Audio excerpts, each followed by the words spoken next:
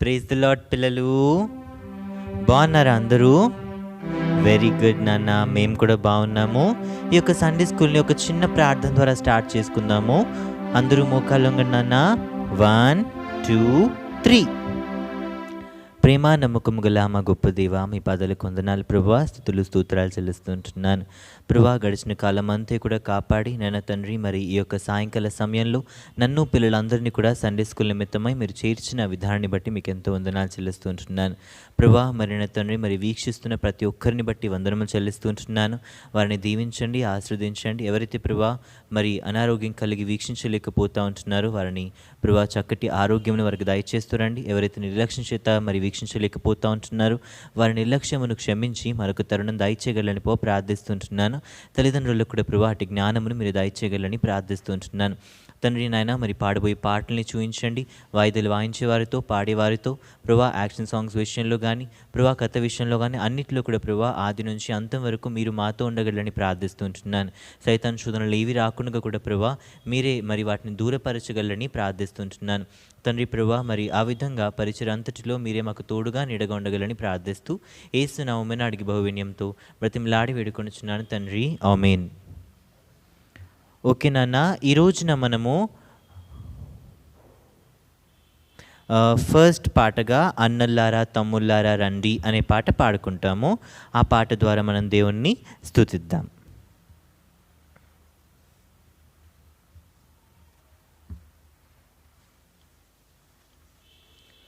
Song number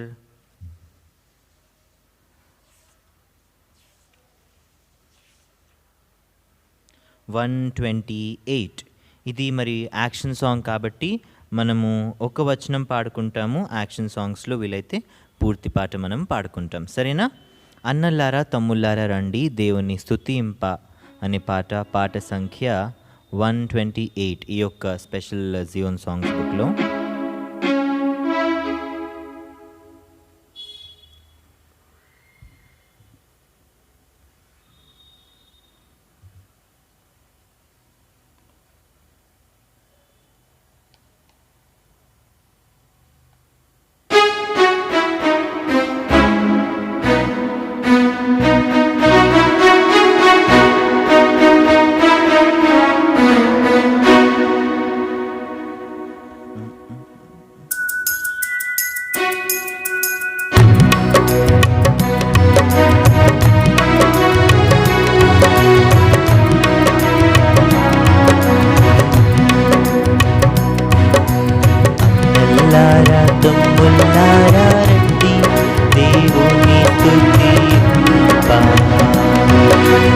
అక్కల్లారా చెల్లెల్లారా రండి దేవుని స్తుతింప. అన్నల్లారా తమ్ముళ్ళారా రండి దేవుని స్తుతింప. అక్కల్లారా చెల్లెల్లారా రండి దేవుని స్తుతింప. భూమిని ఆకాశమును సృష్టించెను ఆయనే, భూమిని ఆకాశమును సృష్టించెను ఆయనే. సూర్య చంద్ర నక్షత్రములు సృష్టించెను ఆయనే, సూర్య చంద్ర నక్షత్రములు సృష్టించెను ఆయనే. అన్నల్లారా తమ్ముళ్ళారా రండి దేవుని స్తుతింప. అక్కల్లారా చెల్లెల్లారా రండి దేవుని స్తుతింప.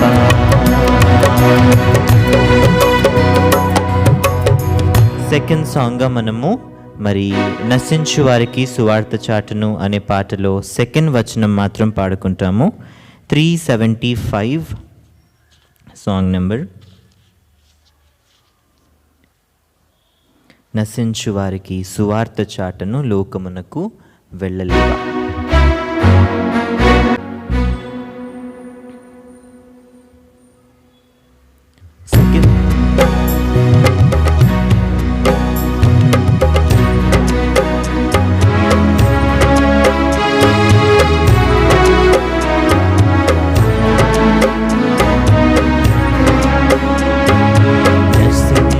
వారికి సువార్త చాటను లోకమునకు వెళ్ళలేవా? నీ పొరుగు వారికి యేసుని చూప మిషనరీవి కాలేవా? నీ పొరుగు వారికి యేసుని చూప మిషనరీవి కాలేవా? భక్తిం ప్రయాసతో సంఘాలను స్థాపించెను. పండిత రమాబాయి స్త్రీల విముక్తికై పాటుపడెను. భక్తిం ప్రయాసతో సంఘాలను స్థాపించెను. పండిత రమాబాయి స్త్రీల విముక్తికై పాటుపడెను. కొరిటన్బు యూదులకై పాటుపడెను. నీవును చేయాలి దేవుని సేవ, చూపాలి దైవ ప్రేమ, చూపాలి దైవ ప్రేమ. నశించు వారికి సువార్త చాటను లోకమునకు వెళ్ళలేవా? నీ పొరుగు వారికి యేసుని చూపను మిషనరీవి కాలేవా? కాబట్టి ఈ రోజున మనము ఈ యొక్క సెకండ్ వచనము సెకండ్ లైన్లో ఉన్న పండిత రమాబాయి అనే వారి గురించి మనం వింటామన్నమాట. ఆ విధంగా మనము ఈ సాంగ్లో అందరి గురించి నేర్చేసుకున్నట్టే. జస్ట్ భక్త్ సింగ్ అంకుల్ ఒక్కరు మిగిలి ఉన్నారు. అది మనము ఎప్పుడు దేవుడు చిత్తమైన సమయంలో అది కూడా నేర్చుకుంటాము. సాంగ్ నెంబర్ 508 లాస్ట్గా మనం పాడుకుంటాము. చేయి పట్టుకో నా చేయి పట్టుకో, జారిపోకుండా పడిపోకుండా యేసున చేయి పట్టుకో. 508.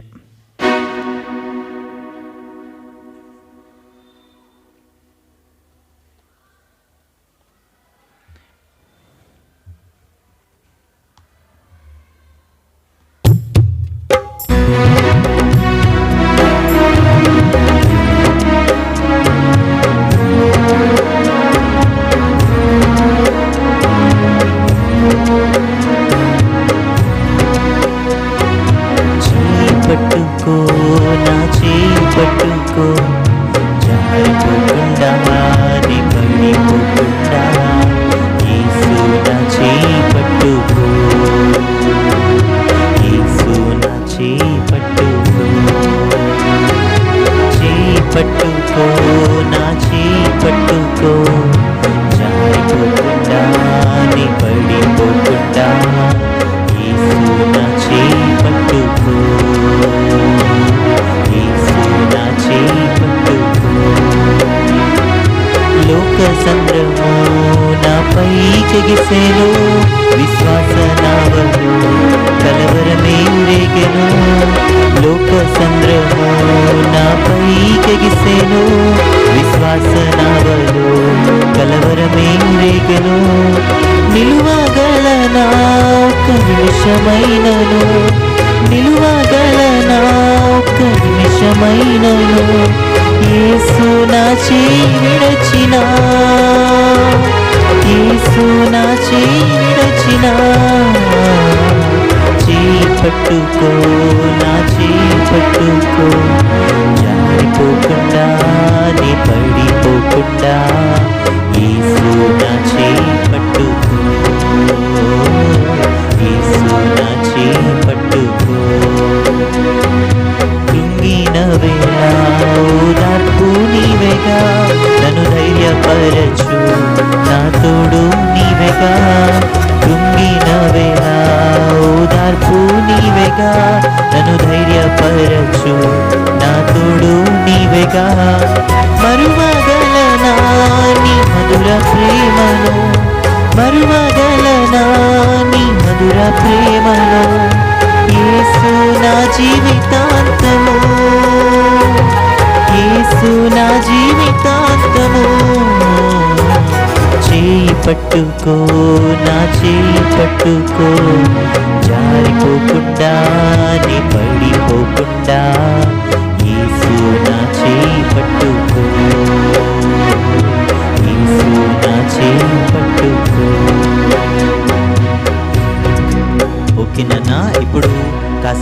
యాక్షన్ సాంగ్స్ చూస్తాము. ఆ తర్వాత మనము ఈరోజు స్టోరీ వింటాం. సరేనా?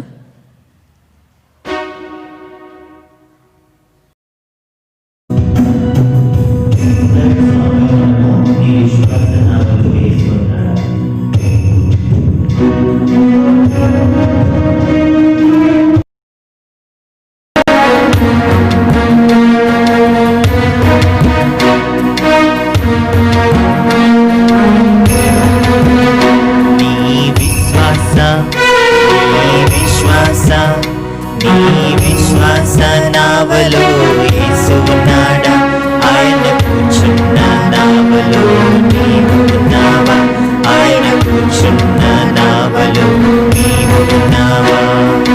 తెలుసుకొనుము మనసా తెలుసుకొనుము, తెలుసుకొనుము మనసా తెలుసుకొనుము, ఇదే అనుకూల సమయము యేసు ద్వారా, ఇదే అనుకూల సమయము యేసు ద్వారా.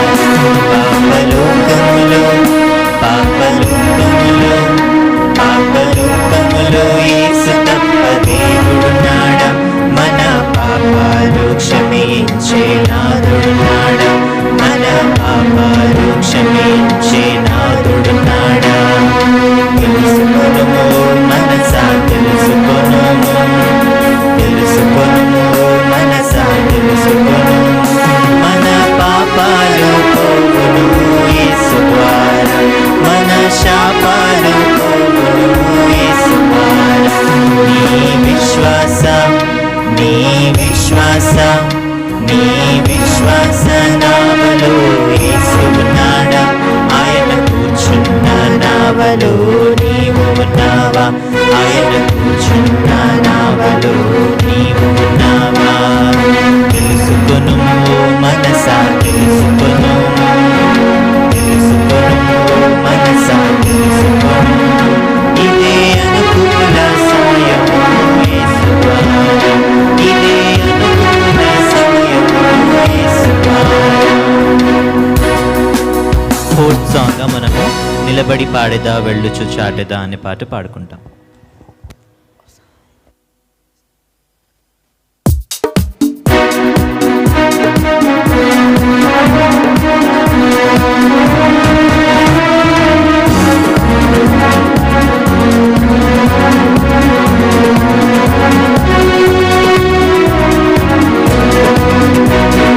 నిలబడి పాడెదా వెళ్ళుచు చాటెదా యేసుని ప్రేమను,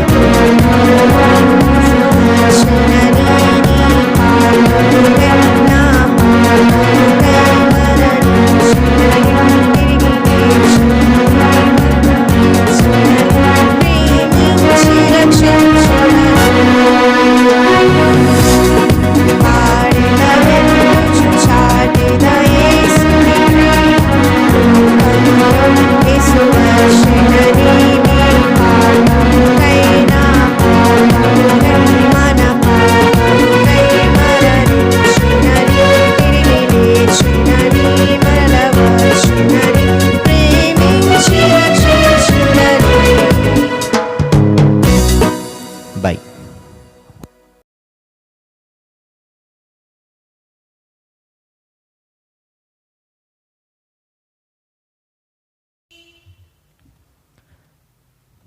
ప్రైజ్ ది లార్డ్ పిల్లలు. మీతో ఆల్రెడీ చెప్పినట్లుగా పండిత రమాబాయి స్త్రీల విముక్తికై పాటుపడెను అనే చక్కటి లైన్ని మనం ఈ రోజున పాటలో పాడుకుంటూ వచ్చాము. అయితే ఏం చేసిందంట ఈ యొక్క పండిత రమాబాయి అనే అమ్మాయి మరి స్త్రీల విముక్తి కొరకు పాటుపడినట్లుగా చూస్తూ ఉంటున్నాము. మరి నిజముగా మరి ఒకప్పుడు నేను చూసినట్లయితే ఇండియాలో, అతి ముఖ్యంగా ఇండియాలో స్త్రీల యొక్క సిచ్యువేషన్ చాలా భయంకరంగా ఉండేదన్నమాట. ఇప్పుడంటే మన మమ్మీలు అందరూ కూడా చక్కగా హ్యాపీగా ఉన్నాం మనందరము, మన మమ్మీలు కానీ మన అక్కలు చెల్లెళ్ళు అందరూ. కానీ మన అమ్మమ్మలు వాళ్ళ అమ్మమ్మల కాలంలో ముఖ్యంగా ఇండియాలో స్త్రీల సిచ్యువేషన్ చాలా భయంకరంగా ఉండేదన్నమాట. బయటికి వెళ్ళనిచ్చేవారు కాదు. మనం ఐడాస్ కడ్డర్ స్టోరీలో ఆల్రెడీ చూస్తూ వచ్చాం. స్త్రీలను అసలు చదివించే వాళ్ళే కాదు, గర్ల్స్ని బయటికి స్కూల్స్కి పంపించే పంపించేవాళ్ళు కాదు, గర్ల్స్ని ఆడుకొనిచ్చేవాళ్ళు కాదు. ఎప్పుడు కూడా ఇంట్లోనే కూర్చోబెట్టి ఊడిపించటము, ఇంట్లోనే మరి వంట చేయించటము, అలాంటివన్నీ కూడా మరి గర్ల్స్తో ఇంతకుముందు చేయించేవాళ్ళనమాట. అలా అలా పెద్దగా అయిన తర్వాత పెళ్లి చేసేయటము, అంతే అయిపోయింది ఆమె జీవితం. ఆమె చదవటము అవసరం లేదు, ఆమె ఇంకా ఏం చేయటం కూడా అవసరం లేదు. ఆ విధంగా ఉండేదన్నమాట. ఐడా స్కడ్డర్ మరి ఆ కాలంలో చూసినట్లయితే అలాంటి సిచ్యువేషన్ ఒకటి చూసి తను కూడా ఒక చక్కటి తీర్మానం చేసుకుంది. ఈ రోజున మరి పండిత రమాబాయి అనే స్టోరీ ద్వారా కూడా మనం తెలుసుకుంటాం ఏంటంటే, మరి ఆమె స్త్రీల విముక్తి కొరకు పాటుపడినట్లుగా చూస్తూ ఉంటున్నాం. స్త్రీల విముక్తి, ఎందులో నుంచి మేము స్త్రీలకి విముక్తి కల్పించింది? విముక్తి అంటే ఏంటి? విడుదల. అందులో నుంచి ఫ్రీ చేసింది. ఇండియాకి ఎట్లయితే బ్రిటిష్ నుంచి ఫ్రీడమ్ వచ్చిందో అలాగే స్త్రీలకు కూడా ఒక పర్టికులర్ థింగ్ నుంచి పండిత రమాబాయి ఫ్రీడమ్ ఇచ్చిందనమాట. ఎందులో నుంచి ఫ్రీడమ్ ఇచ్చిందనేది మనం ఈ రోజున చూద్దాం. ఈ యొక్క పండిత రమాబాయి అనే ఈ యొక్క అమ్మాయి 23 ఏప్రిల్ 1858లో మరి పుట్టిందనమాట. క్రిస్టియన్గా పుట్టిందా? లేదు. తను పుట్టడము ఒక బ్రాహ్మణ్ కుటుంబంలో పుట్టిందనమాట. ఏం కుటుంబము? ఒక బ్రాహ్మణ్ కుటుంబంలో తను పుట్టినట్లుగా చూస్తూ ఉన్నాం. మరి బ్రాహ్మణ్స్ అంటే ఎక్కువగా మరి ఏం మాట్లాడతారు, ఏం నేర్చుకుంటారు? శ్లోకాలు, సంస్కృత్ శ్లోకాలు, భగవద్గీతలు, సంస్కృత్లో ఉన్న మ్యాక్సిమం వాటిని నేర్చుకునేవారిగా ఉంటారు. కాబట్టి వాళ్ళ డాడీ పండిత రమాబాయికి అలాంటి శ్లోకాలన్నీ కూడా నేర్పించాడనమాట. పండిత రమాబాయి ఎంతో చిన్న ఏజ్లోనే సంస్కృత్ శ్లోకాలన్నీ నేర్చేసుకుంది. మనమైతే ఈ పర్టికులర్ సిచ్యువేషన్లో చూసినట్లయితే మరి ఇంటర్లో మనం సంస్కృత్ తీసుకునే వారముగా ఉంటాము కదా. కానీ ఆమె అయితే చిన్నప్పుడే మ్యాక్సిమం 1800 వరకు శ్లోకాలు ఆమె నేర్చుకుందంట. ఎంత గొప్పతనం కదా. చక్కగా సంస్కృత్లో ఆమె 1800 శ్లోకాలు నేర్చుకుంటూ వచ్చింది. ఎన్నెన్నో భాషలు, ఎన్నెన్నో సబ్జెక్ట్స్ అన్నిట్లో కూడా ఆమె చక్కటి పట్టు సాధించినదిగా ఉంటా ఉంది.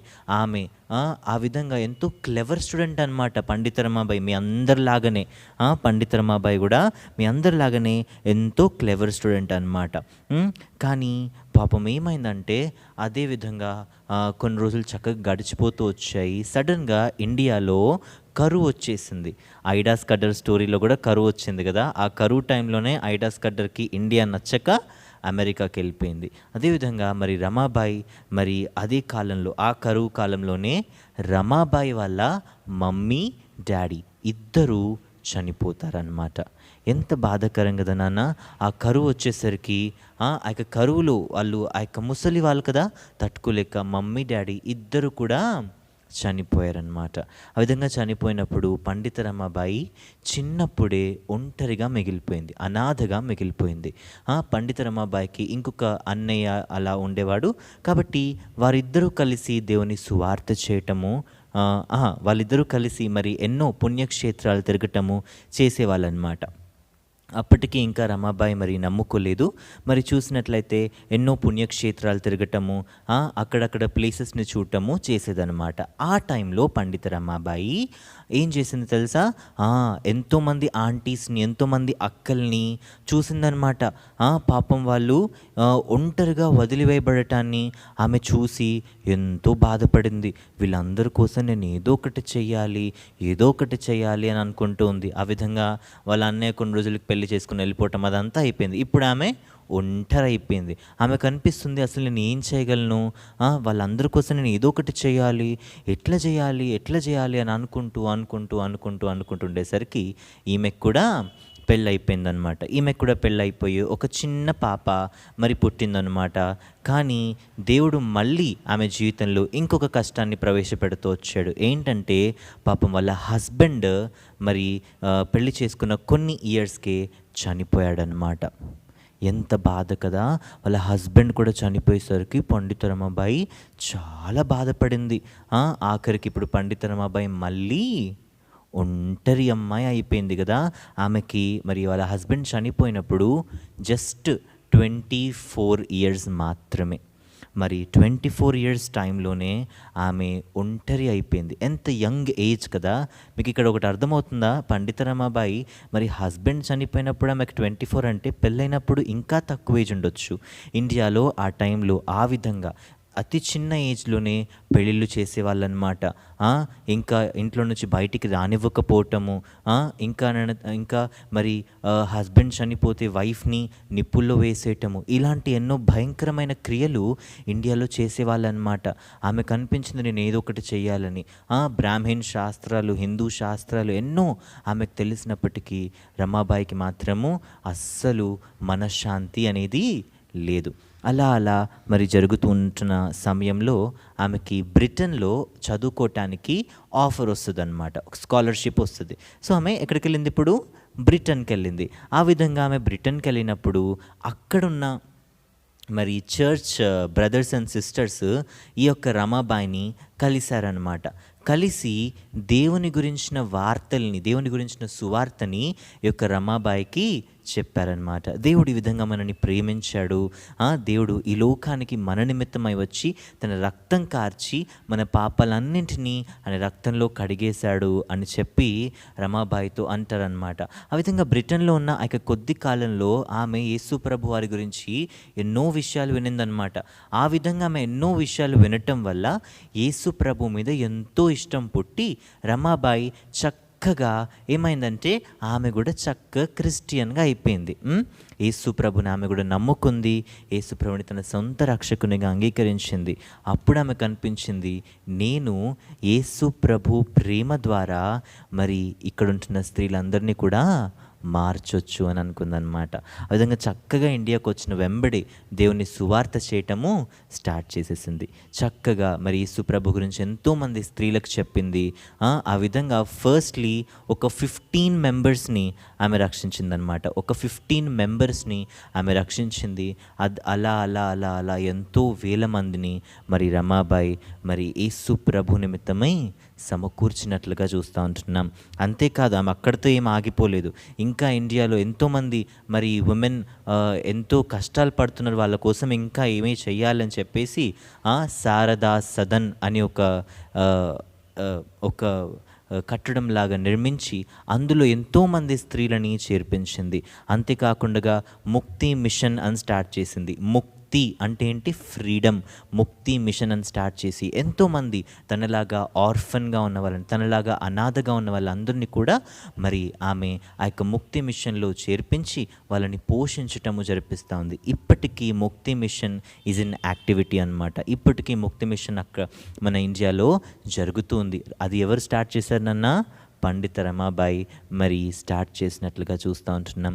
మరి ఈ విధంగా అంతేకాకుండా ఇంకా క్రీస్తు సువార్తని ఇంకా ఎంతోమందికి ప్రకటిస్తూ ఎంతోమందిని మరి ఆమె మరి క్రీస్తు త్రోవలోనికి చేర్పిస్తూ వచ్చింది.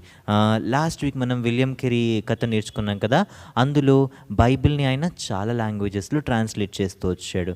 అయితే ఈమె కూడా బైబిల్ని ట్రాన్స్లేట్ చేసిందనమాట. ఎందులోకనంటే మరాఠీలోకి ట్రాన్స్లేట్ చేసింది. మరి ఆమె లాంగ్వేజ్ ఏంటంటే మదర్ టంగ్ మరాఠీ అనమాట. కాబట్టి ఈ యొక్క బైబిల్ని ఆమె మరాఠీలో ట్రాన్స్లేట్ చేసింది. ఈ విధంగా ఎన్నో క్రియలు ఆమె చేసింది. స్త్రీల కోసం ముక్తి మిషన్ అని పెట్టింది, పిల్లల కోసం శారదా సదన్ అని పెట్టింది కదా నాన్న. మరి ఈ విధంగా ఎంతోమంది పిల్లల్ని, స్త్రీలని ఆమె ఇటువంటి అన్నిటి నుంచి విడిపించి దేవుని సువార్తని చెప్పి వాళ్ళందరినీ కూడా దేవుని త్రోవలోకి నడిపిస్తూ వచ్చింది. కాబట్టి మనం కూడా అట్టి విధానంలో మనం కూడా ఎన్నోసార్లు అనుకుంటాం కదా, నేనేం చేయగలుగుతా అని మనం అనుకుంటాము. పెద్దవాళ్ళతో నేను మాట్లాడుతున్నట్లయితే మనం కూడా మన టీనేజ్ టైంలో మరి సండే స్కూల్ పిల్లలంటే నాకు తెలిసి 11-12 మెంబర్స్ వాళ్ళు కూడా వింటుంటే కనుక మన టీనేజ్ టైంలో మనం అనుకుంటాము, ఎన్నో విషయాలకి భయపడతా ఉంటాము. నేను ఒక్కడినే ఏం చేస్తా, నేను ఒక్కదాన్నే ఏం చేస్తా. పండిత రమాబాయి కూడా తన జీవితంలో కేవలం ఒక్కటి మాత్రమే మిగిలింది, కానీ ఆమె ద్వారా ఎంతోమందిని దేవుడు రక్షించుకోగలుగుతూ వచ్చాడు. పౌలు మేనల్లుడి కథలో మనం వింటూ వచ్చాం, దేవుడు మనని ఎక్కడ వాడుకోవాలో అక్కడ వాడుకోవటానికి సిద్ధంగా ఉన్నాడు. కాకపోతే మన నుంచి మనం ఇంట్రెస్ట్తో మరి ముందుకు వచ్చే వారంగా ఉండాలి. నేను ఒంటరిగా ఉన్నాను కదా నువ్వు అనుకోవాల్సిన అవసరం లేదు. దేవుడు నిన్ను సురక్షితంగా చూసుకుంటాడు.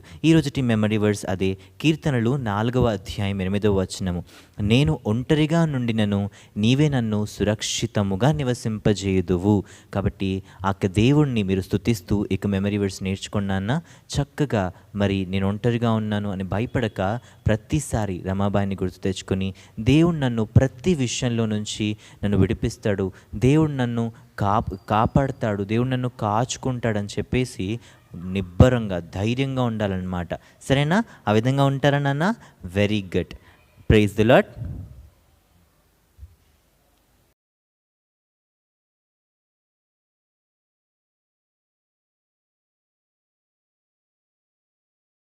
ద్రాక్షావళి నేను, తీగలు మీరు. యోహాను 15:5.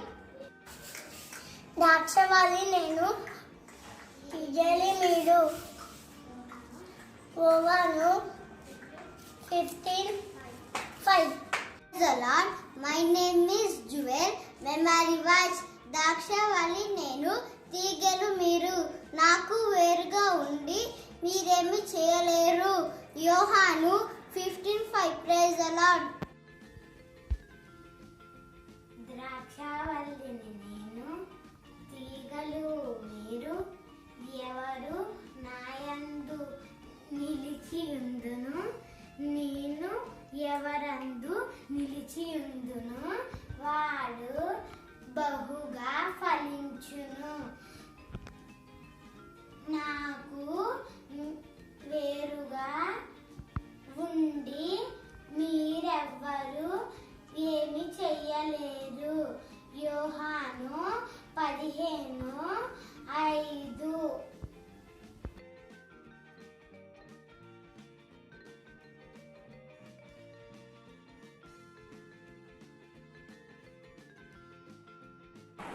దేవుడి నుంచి గొప్ప కార్యాలు ఆశించు, దేవుని కొరకు గొప్ప కార్యాలు తలపెట్టు. Praise the Lord. I am the vine, you are the branches. If a man remains in me and I in him, he will bear much fruit. Apart from me, he can do nothing. John 15:5. Thank you. Praise the Lord. నా పేరు రాహుల్. ద్రాక్షావల్లిని నేను, తీగలు మీరు. ఎవడు నాయందు నిలిచియుండును, నేను ఎవనియందు నిలిచియుండును, వాడు బహుగా ఫలించును. యోహాను 15:5. ధన్యవాదములు. అందరికీ ప్రైజ్ ది లార్డ్. నా పేరు దెబోరా. ద్రాక్షావల్లిని నేను, తీగలు మీరు. ఎవడు నాయందు నిలిచి ఉండునో, నేను ఎవని యందు నిలిచి ఉండునో, వారు బహుగా ఫలించబడుదురు. నాకు వేరుగా ఉండి మీరేమి చేయలేరు. యోహాను 15:5. Thank you. అందరికీ ప్రైజ్ ది లార్డ్. ద్రాక్షావల్లి నేను, తీగలు మీరు. ఎవడు నాయందు నిలిచి ఉండునో, నేను ఎవని యందు నిలిచి ఉండునో, వాడు బహుగా ఫలించును. నాకు వేరుగా ఉండి మీరు ఏమీ చేయలేరు. యోహాను 15:5. అందరికీ ప్రైజ్ ది లార్డ్.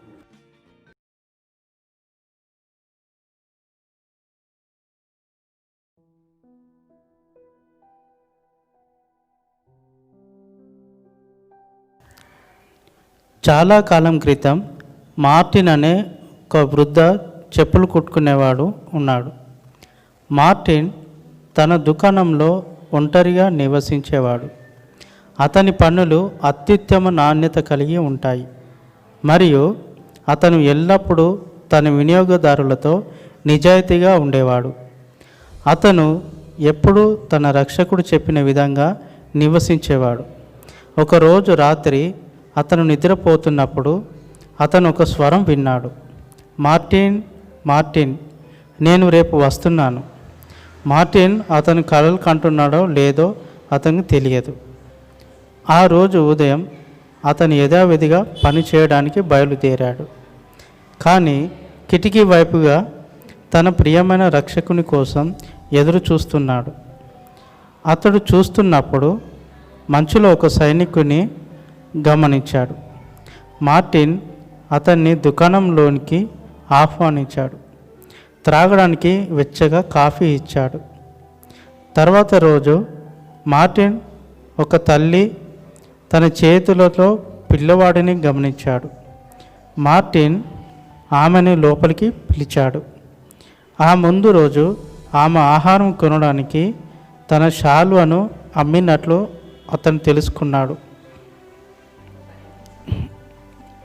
ఆమె తిన్న తర్వాత మార్టిన్ ఆమెకు కొన్ని నాణేలు మరియు కోటు ఇచ్చాడు. సాయంత్రం యాపిల్ పండ్లు అమ్మే ఒక వృద్ధ మహిళ కనిపించింది.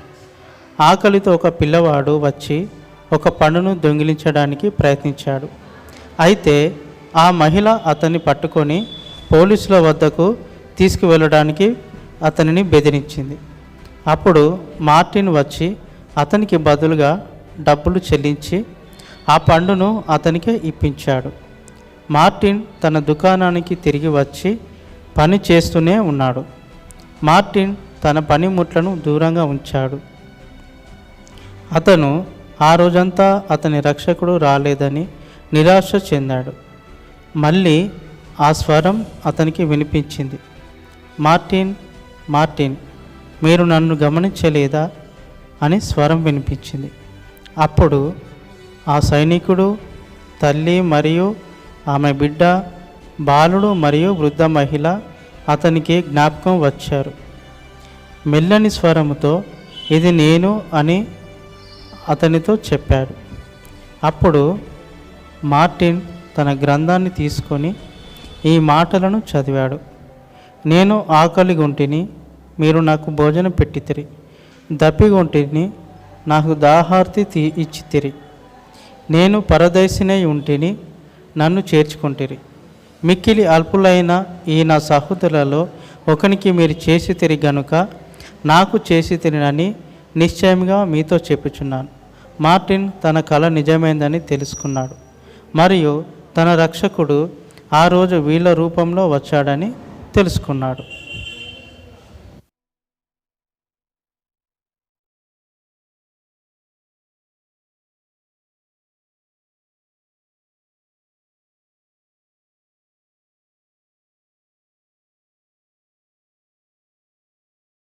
కొంతమంది జ్ఞానులు ఉండేవారు. యేసు పుట్టుక గురించి ప్రవక్తలు ఏమి చెప్పారో వారికి తెలుసు. కొత్త రాజు పుడతాడని వారికి తెలుసు. వారు యెరూషలేము రాజైన హేరోదును చూడటానికి వెళ్ళారు. రాజు ఎక్కడున్నాడని వారు అడిగారు. బెత్లెహేములకు వెళ్ళమని హేరోదు వారితో చెప్తూ, చూసిన తర్వాత ఆ యొక్క శిశువు ఎక్కడున్నాడో తనకు చెప్పమని హేరోదు వారిని పంపివేశాడు. జ్ఞానులు బెత్లెహేమునకు వెళ్ళి యేసును కనుగొని స్తుతించి బహుమానాలు ఇచ్చారు. శిశువు ఎక్కడున్నాడో హేరోదుకు చెప్పొద్దు అని దేవదూత వారికి చెప్పింది. కాబట్టి వారు చెప్పలేదు. యేసు పుట్టి కొన్ని వారాలే అయింది. మేరీ మరియు యోసేపు ఆయనను ఆలయంలో ప్రతిష్ఠించడానికి తీసుకొచ్చారు. సుమయోను అనే ఒక మంచి తాత అక్కడే ఉన్నాడు. అతను చనిపోయే ముందే క్రీస్తును చూస్తాడని పరిశుద్ధాత్ముడు చెప్పాడు. ఆలయంలో సుమయోను యేసును చూచి ఆయనను చేతులతో ఎత్తుకొని దేవుణ్ణి స్తుతించాడు. యేసు అందరినీ రక్షిస్తాడు అని సుమయోను చెప్పాడు. మేరీ ఆ మాటలను గుర్తుపెట్టుకుంది. అన్నా అనే ఒక అవ్వ కూడా యేసును చూచి ఎంతోమందికి ఆయన గురించి చెప్పింది.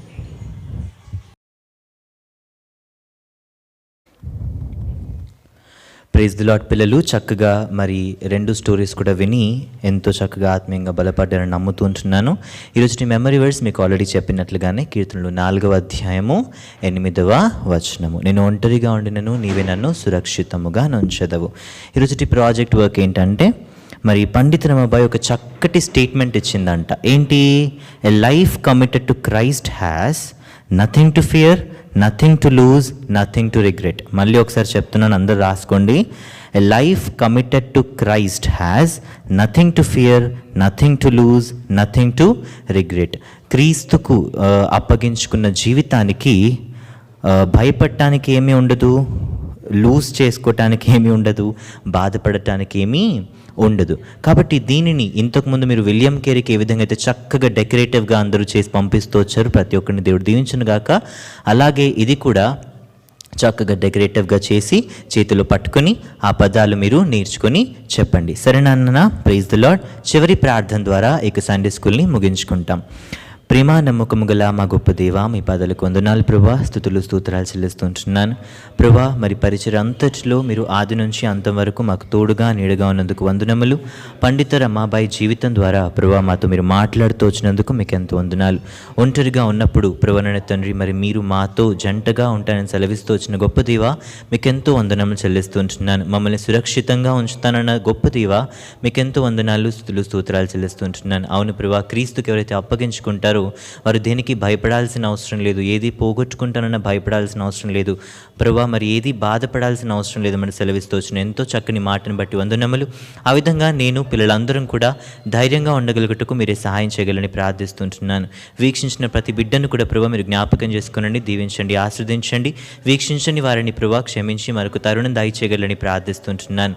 తండ్రి నాయన మరి వచ్చే వారం కొరకు మమ్మల్ని సిద్ధపరచండి. పిల్లలందరూ కూడా చక్కటి ఆరోగ్యం దయచేయండి. వారి వారి ఫ్యూచర్స్ విషయమే వారిని సిద్ధపరచగలని ప్రార్థిస్తూ యేసు నామమున అడిగి భవన్యంతో బ్రతిమలాడి వేడుకొనుచున్నాను తండ్రి, ఆమేన్. ఓకేనా? Praise the lord. మళ్ళీ నెక్స్ట్ వీక్ కలుద్దాము. అంతవరకు బై.